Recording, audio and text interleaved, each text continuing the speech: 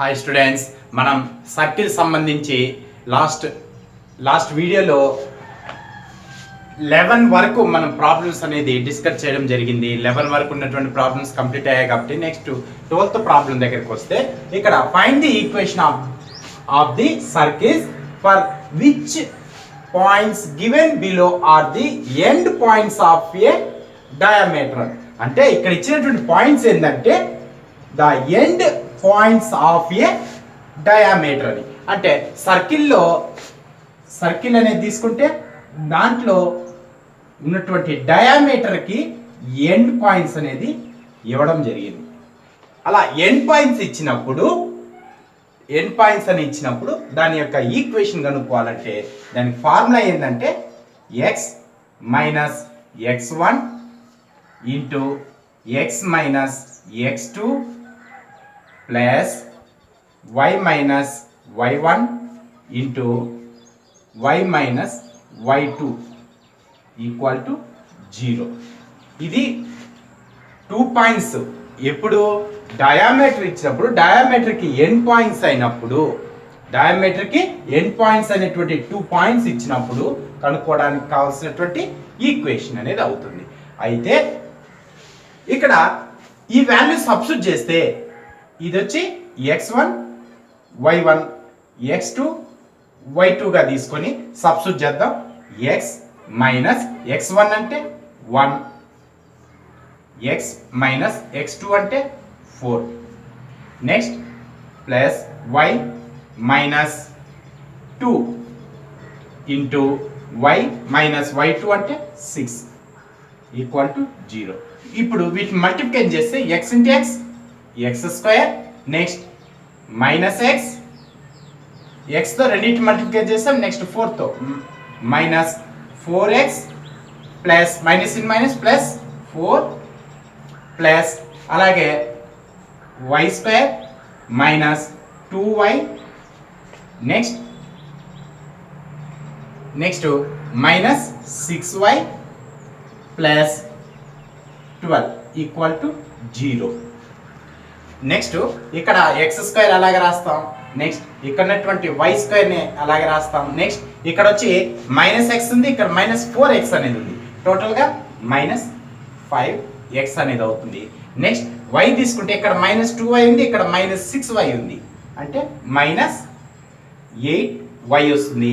Next constant తీసుకుంటే ఇక్కడ 4 ఉంది, ఇక్కడ వచ్చి 12 ఉంది, రెండు ప్లస్ కాబట్టి ప్లస్ 16 ఈక్వల్ టు 0. ఇక్కడ మనకు డయామీటర్ ఎండ్ పాయింట్స్ ఇచ్చినప్పుడు డయామీటర్కి ఎండ్ పాయింట్స్ ఇచ్చినప్పుడు ఫార్ములా అనేది తీసుకుంటాం. ఈ ఫార్ములాలో ఈ ఇచ్చినటువంటి 2 పాయింట్స్ని సబ్స్టిట్యూట్ చేస్తాం. ఇక్కడ మనకు వచ్చినటువంటిది సర్కిల్ యొక్క ఈక్వేషన్ అనేది అవుతుంది. నెక్స్ట్ 12th ప్రాబ్లంలో మనకు మొత్తం 8 ప్రాబ్లమ్స్ అనేది ఇవ్వడం జరిగింది. రిమైనింగ్ ప్రాబ్లమ్స్ ఇక్కడ ఉన్నటువంటి ప్రాబ్లమ్స్ ఇందాక చెప్పిన మోడల్లో చేయండి, అంటే ఈ ఫార్ములా యూజ్ చేశారంటే మనకి వీటన్నిటికి ఆన్సర్లు వస్తాయి. నెక్స్ట్ వీటిల్లో 7th ప్రాబ్లం అనేది తీసుకుంటే మనం యూజ్ చేయాల్సినటువంటి ఫార్ములా ఏంటి? X minus x1 X minus x2 plus y minus y1 y minus y2 equal to 0 అన్నటువంటిది ఈక్వేషను. ఇక్కడ ఇచ్చిన వాటిలో x1 y1 x2 y2 అనేది అయితే ఇప్పుడు ఈ వాల్యూ సబ్స్టిట్యూట్ చేస్తే x మైనస్ x1 అంటే 0, నెక్స్ట్ x మైనస్ x2 అంటే 8, నెక్స్ట్ ఇక్కడ వచ్చి y మైనస్ y1 అంటే 0, నెక్స్ట్ y మైనస్ y2 అంటే 5 ఈక్వల్ టు 0. నెక్స్ట్ వీటిని మల్టిప్లికేషన్ చేస్తే ఇక్కడ వచ్చి ఎక్స్ వస్తుంది, ఎక్స్తో మల్టిప్లికేషన్ చేస్తే ఎక్స్ స్క్వేర్ మైనస్ 8x అనేది వస్తుంది. నెక్స్ట్ ఇక్కడ కూడా y మైనస్ 0 అంటే y అనే వస్తుంది, yతో మల్టిప్లికేషన్ చేస్తే y square minus 5y equal to 0 వస్తుంది. దీనికి ఆర్డర్లో రాసుకుంటే X square plus y square minus 8x minus 5y equal to 0. ఇది మనకు కావాల్సినటువంటి ఈక్వేషన్. అంటే మనం ఇక్కడ ఏం చేస్తున్నాము, డయామీటర్ ఎండ్ పాయింట్స్ ఇచ్చినప్పుడు అంటే 2 పాయింట్స్ డయామీటర్ వ్యాసం యొక్క చివరి బిందువులు ఇచ్చినప్పుడు ఈ ఫార్ములాని యూజ్ చేసి మనకు సర్కిల్ యొక్క ఈక్వేషన్ కనుక్కోవడం జరిగింది. ఇక్కడ 7 అయింది. నెక్స్ట్ 6th 8th వరకు ప్రాబ్లమ్స్ అనేవి ఉన్నాయి. అంటే 12లో 8 ప్రాబ్లమ్స్ ఉన్నాయి. ఫస్ట్ ప్రాబ్లం చెప్పుకున్నాం, 7th ప్రాబ్లం చెప్పుకున్నాం. రిమైనింగ్ ప్రాబ్లం అనేది ప్రాక్టీస్ అనేది చేయండి. నెక్స్ట్ 13 ప్రాబ్లంకి వెళ్ళే ముందు ఒక చిన్న టాపిక్ గురించి డిస్కస్ చేద్దాం. అదేంటంటే పారామెట్రిక్ ఈక్వేషన్ అంటే ఏంటి. అంటే మనం దాని గురించి డిస్కస్ చేసే ముందు మనం ఏం చేస్తామంటే ఒక సర్కిల్ అనేది తీసుకుంటున్నాం. ఈ సర్కిల్ యొక్క సెంటర్ ఎలా ఉందంటే ఇలా y కోఆర్డినేట్ x కోఆర్డినేట్ అనేది సెంటర్. అంటే ఆరిజిన్ O అనేది సెంటర్ అవుతుంది. O అనేటువంటిది సెంటర్. ఇక్కడ సర్కిల్ తీసుకున్నాం. సర్కిల్ సెంటర్ వచ్చి coordinates y coordinate x coordinate అనేటువంటిది సెంటర్గా అంటే ఆరిజిన్ అనేటువంటి సెంటర్గా ఉన్నటువంటి సర్కిల్ అనేది తీసుకున్నాం. ఇందులో ఇక్కడ నుంచి పి అనేటువంటి ఒక పాయింట్ అనేది సర్కిల్ పైన ఉంటే పి అనేటువంటి పాయింట్ సర్కిల్ పైన ఉంటే ఈ పికి పర్పెండిక్యులర్ గా ఒక లైన్ అనేది గీసినట్లయితే ఇది వచ్చి పాయింట్ వచ్చి పి, దీనికి పర్పెండిక్యులర్ గా ఒక లైన్ అనేది గీయడం జరిగింది. అయితే ఇక్కడ ఏర్పడినటువంటి దాన్ని యాంగిల్ టీటా అనేసి అంటాం. ఇక్కడ వచ్చి టీటా అనే యాంగిల్ ఏర్పడింది. అయితే ఇప్పుడు మనం ఏం కనుక్కుంటున్నామంటే మనకు ఇక్కడ నుంచి ఇక్కడికి x, y అనేటువంటి పాయింట్. అంటే దీని మీనింగ్ ఏంటి, ఇక్కడ O నుంచి అంటే ఆరిజిన్ నుంచి ఈ లైన్ వరకు ఎక్కడైతే ఇక్కడ లైన్ ఉందో ఇక్కడ వరకు ఉన్నటువంటి డిస్టెన్స్ ఎంత అంటే x. అలాగే ఈ పాయింట్ నేరుగా ఇక్కడ నుంచి ఆరిజిన్ వరకు ఉన్నటువంటిది y అనేది అవుతుంది. డిస్టెన్స్ వచ్చి ఇక్కడ y ఇక్కడ x అవుతుంది. అయితే x వాల్యూ మనం కనుక్కోవాలి. ఎలా కనుక్కోవాలి, x కావాలి అంటే ఎలా కనుక్కోవాలి అంటే మనకు ఉన్నటువంటి ఫార్ములా ఏంటంటే ఇక్కడ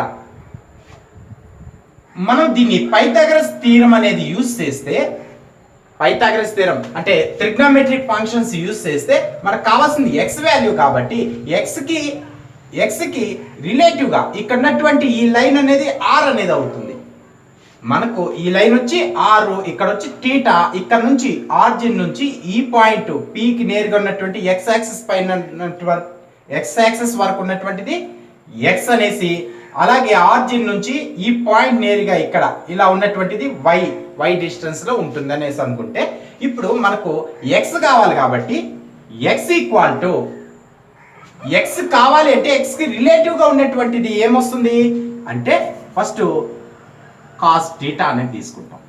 x కి రిలేటివ్ గా ఉంటుంది కాబట్టి, ఎందుకంటే x r, దానికి కాస్ థీటా యొక్క ఫార్ములా ఏంటి, అడ్జసెంట్ బై హైపోటెన్యూస్ అవుతుంది. కాబట్టి cos theta equal to x by r అనేది అవుతుంది. ఇప్పుడు మనకు కావాల్సింది x కదా, x ఈక్వల్ టు r, ఇటువైపు వస్తే r కాస్ థీటా అనేది వస్తుంది. నెక్స్ట్ అదే విధంగా y వాల్యూ కనుక్కోవాలి. y అనేటువంటిది కావాలి అంటే ఇక్కడ నుంచి ఇక్కడికి డిస్టెన్స్, ఈ డిస్టెన్స్ ఇక్కడ ఏదైతే ఉందో ఈ డిస్టెన్స్ వచ్చి y కాబట్టి y అనేది కావాలి. కాబట్టి దీనికి రిలేటివ్ గా ఉన్నటువంటిది ఆపోజిట్ సైడ్ బై హైపోటెన్యూస్, ఎదుటి భుజం బై కర్ణం, దానికి రిలేటివ్ గా ఉన్నటువంటిది sin θ. sin θ ఈక్వల్ టు ఏమొస్తుంది, ఎదుటి భుజం అంటే opposite side y by hypotenuse కర్ణం r అనేది వస్తుంది. నెక్స్ట్ y వాల్యూ కావాలి కాబట్టి y equal to r sin θ అనేది వస్తుంది. ఇక్కడ ఇలాగా x వాల్యూ y వాల్యూ ఇలా కనుక్కుంటే దాన్ని పారామెట్రిక్ ఈక్వేషన్ అనేసి అంటాం. పారామెట్రిక్ ఈక్వేషన్ అంటే ఇలాగా యూజ్ చేసి కనుక్కోవడం. అంటే x వాల్యూ అనేటువంటిది మనకు ఆరిజిన్ నుంచి p అనే బిందువుకి గీసినటువంటి లైన్ నుంచి పర్పెండిక్యులర్ గా ఒక లైన్ గీసినట్లయితే ఇక్కడ నుంచి ఇక్కడికి ఉన్నటువంటి దానికి x అనే దానికి ఈక్వేషన్ గా r cos θ చెప్తాం. అలాగే y కి ఈక్వేషన్ గా y equal to r sin θ అని చెప్తాం. ఈ రెండింటిని ఏమంటాం అంటే పారామెట్రిక్ ఈక్వేషన్స్ అంటాం. అయితే మనకి ఇంకొకటి ఇక్కడ ఉన్నటువంటిది ఆర్జిన్ అయితే ఈ వాల్యూస్ వస్తాయి. ఎక్స్ కామా వై వాల్యూలు ఏమొస్తాయంటే r cos theta r sine theta అనేది వస్తుంది. అయితే మనకు సర్కిల్ ఇలా ఉంది. అది ఎలా వెళ్తున్నది అంటే ఆర్జిన్ కి సంబంధం లేదు. అయితే సెంటర్ అనేది ఇక్కడ ఇలా ఉంది, సెంటర్ అనేది ఇలా ఉంది. ఇక్కడ సెంటర్ అనేది ఇక్కడ నుంచి ఇలాగా ఇలా, ఇక్కడ నుంచి ఇలాగా సెంటర్ అనేది వై యాక్సిస్ నుంచి ఇలా ఉంది, ఇక్కడ నుంచి ఇలా ఉంది. దీన్ని ఇక్కడ నుంచి ఉన్నటువంటి డిస్టెన్స్ వై యాక్సిస్ కాబట్టి మనకు సెంటర్ వాల్యూ ఏంటి, మామూలుగా జనరల్ గా చెప్పుకునేది సెంటర్ని ఏం చెప్తాం అంటే minus G comma minus F అనేది సెంటర్ అవుతుంది. మైనస్ జీ కామా ఎఫ్ అనేది అవుతుంది. అంటే జీ వాల్యూ ఏమవుతుంది, ఇక్కడ ఎక్స్ వాల్యూ ఆర్జిన్ నుంచి ఇక్కడ వరకు ఉన్నటువంటి వాల్యూని మైనస్ జీగా, నెక్స్ట్ అలాగే ఇక్కడ నుంచి సెంటర్ నుంచి ఇక్కడికి ఎక్స్ యాక్సిస్ ఉన్నటువంటి దీన్ని అంటే ఇక్కడ దీన్ని ఏమంటున్నా మైనస్ ఎఫ్ గా చెప్తున్నాం. దీన్ని వచ్చి మైనస్ జీ, దీన్ని వచ్చి మైనస్ ఎఫ్. ఎక్స్ యాక్సిస్ ఉన్నటువంటి దాన్ని మైనస్ జీగా, ఆర్జిన్ నుంచి వై యాక్సిస్ వరకు ఉన్నటువంటి దాన్ని మైనస్ ఎఫ్ గా చెప్తున్నాం. అయితే మనకు ఇక్కడ సేమ్ ఇలాగే తీసుకుంటాం. ఇలా పాయింట్ అనేది పి అనే point, P X comma Y అనే పాయింట్ తీసుకుంటాం. నెక్స్ట్ దీనికి పర్పెండిక్యులర్ గా లైన్ గీసాం, అది ఇలా టచ్ అవుతున్నారు. దీని పర్పెండిక్యులర్ గా లైన్ గీస్తే ఇలా టచ్ అవుతున్నారు. సేమ్ ఇలా ఎలా తీసుకున్నామో అంతే అదే విధంగా తీసుకుంటాం. ఇక్కడ వచ్చి థీటా అనే యాంగిల్ ఉంటాం, ఇది వచ్చి రేడియస్ అనేది అవుతుంది. ఇందాక మాదిరిగానే దీని ఇక్కడ ఏదైతే ఇచ్చారో ఇక్కడ నుంచి ఇక్కడకు ఉన్నటువంటి వాల్యూ అనేది కనుక్కుంటే, అంటే మనకేమో ఈ వాల్యూ కనుక్కోవాలంటే దీన్ని ఎక్స్ అనేసి అనుకుంటే, అంటే ఎక్స్ అంటే ఎక్కడ వరకు వస్తుందంటే మనకు టోటల్గా ఇక్కడ నుంచి ఏడ వరకు ఉన్నటువంటి దాన్ని ఎక్స్ అనేది తీసుకుంటాం. ఎక్స్ అనేది తీసుకుంటాం. అయితే మనం జస్ట్ ఇక్కడ మాత్రం ఫస్ట్ కనుక్కుందాం. ఎలా అంటే ఇక్కడ నుంచి ఇక్కడికి ఎక్స్ అయితే, ఇక్కడ నుంచి ఇక్కడికి ఎక్స్ అయితే ఏ నుంచి ఇక్కడికి మైనస్ జీ. అయితే రిమైనింగ్ ఈ పార్ట్ ఏమవుతుందంటే ఎక్స్ మైనస్ అంటే ఎక్స్ ప్లస్ జీ అనేది అవుతుంది. ఎలా అవుతుందంటే ఇక్కడ నుంచి ఆరిజిన్ నుంచి ఈ పాయింట్ కి ఎక్స్ అయితే ఇక్కడ నుంచి ఇక్కడికి మైనస్ జీ. ఇక్కడ మైనస్ జీ అనేది మళ్ళీ పెట్టుకుందాం.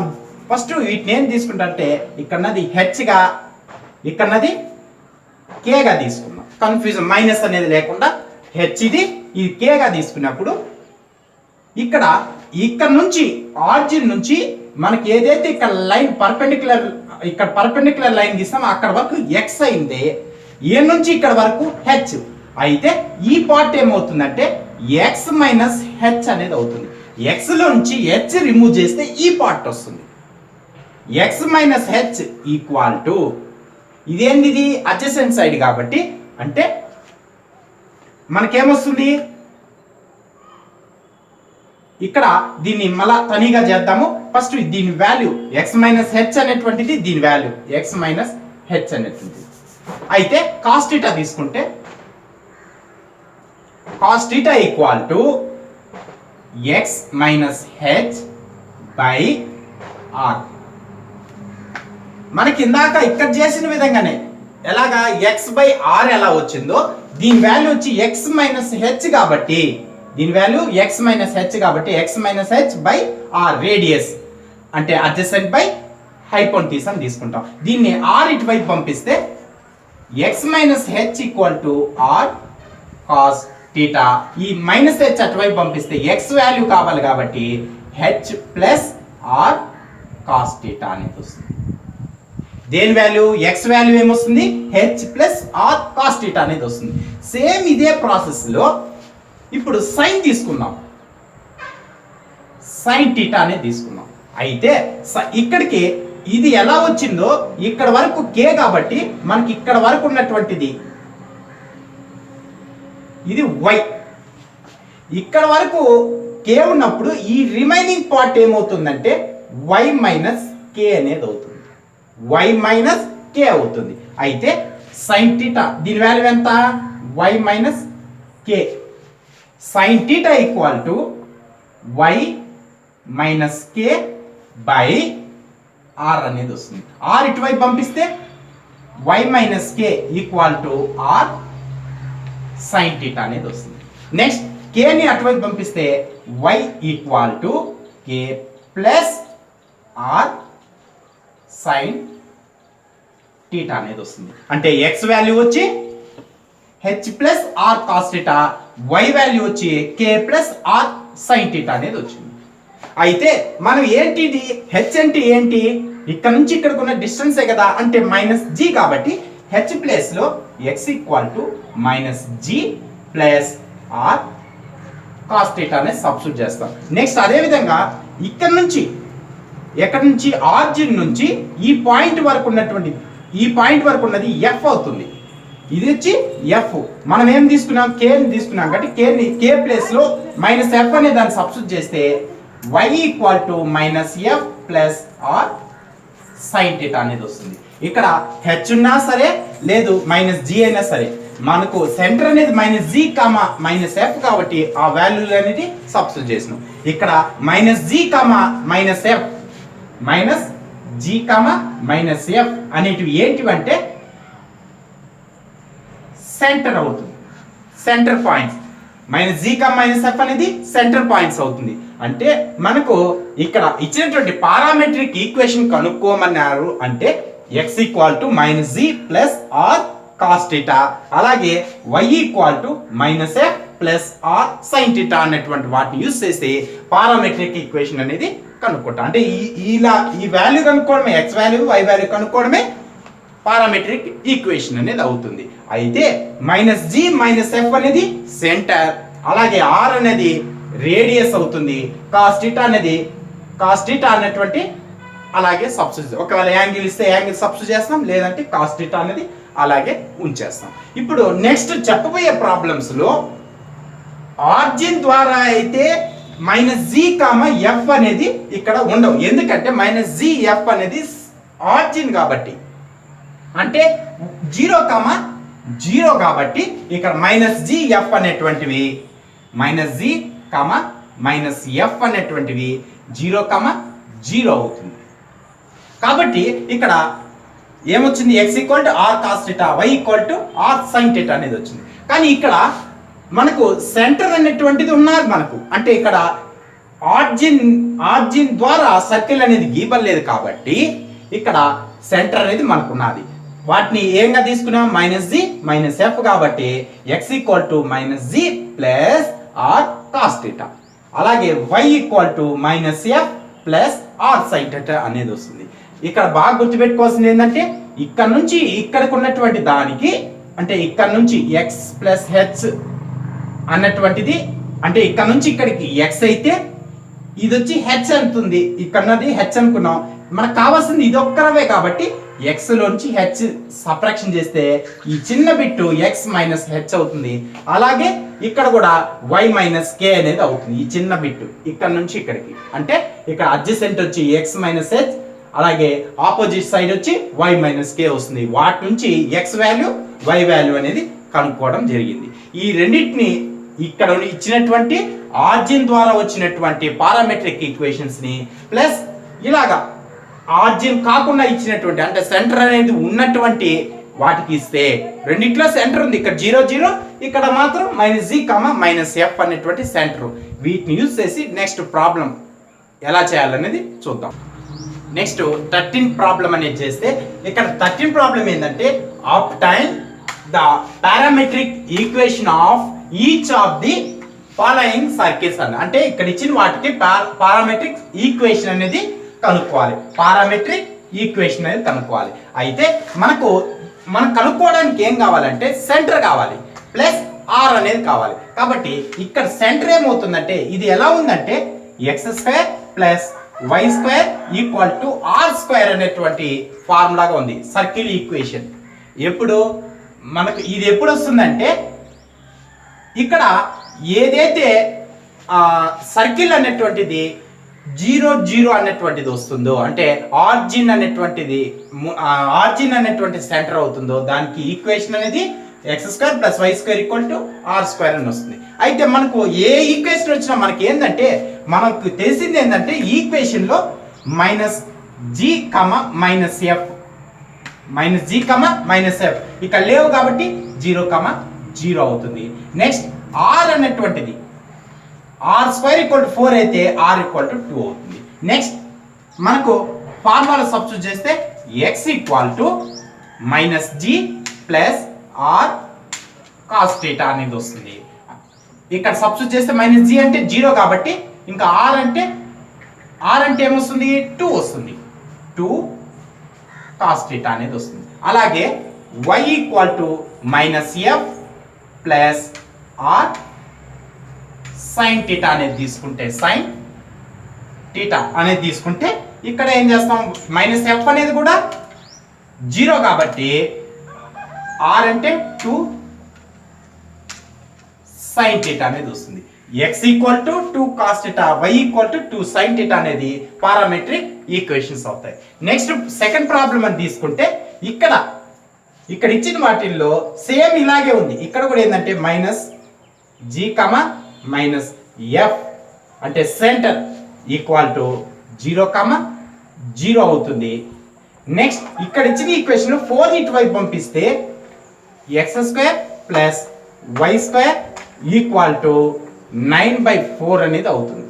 మనకు సర్కిల్ అన్నప్పుడు x² కోఎఫిషియంట్, y² కోఎఫిషియంట్ అనేటువంటివి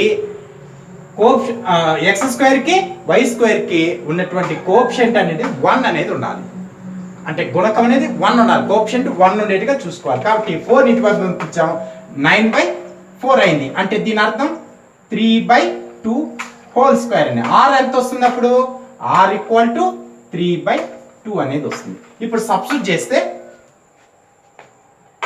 x = -g అంటే 0 + r అంటే 3/2 cos θ అంటే వాల్యూ ఏమొస్తుంది 3/2 cos θ అనేది వస్తుంది. నెక్స్ట్ y = 0 + 3/2 sin θ అనేది వస్తుంది.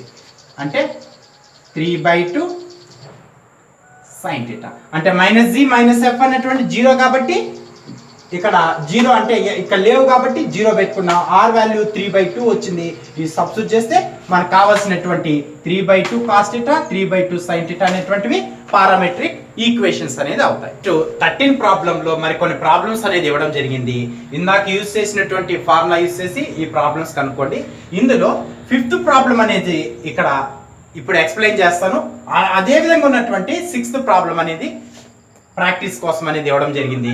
ఇక్కడ ఇచ్చిన వాటిల్లో ఈ -6 అనేది ఏమవుతుందంటే 2gx అంటే 2g = -6 అనేది అవుతుంది. అంటే g ఈక్వాలిటీ ఏమవుతుంది -3. అలాగే 2f అనేది 4 అవుతుంది, f = 2 అవుతుంది. మనకు కావాల్సిన సెంటర్ -g, -f కాబట్టి ఇక్కడ ఏమొస్తుంది 3, -2 అనేటి వస్తుంది. ఇప్పుడు సెంటర్ వచ్చింది. అలాగే వీటిని చేసి మనకు r అనేది కూడా కావాలి. r ఎలా కనుక్కుంటామంటే r కి ఉన్నటువంటి formula r = g² + f² - c √g² + f² - c అనేటువంటి ఫార్ములాని యూజ్ చేస్తాం. ఇక్కడ c అంటే ఎంతంటే -12 అనేది వస్తుంది.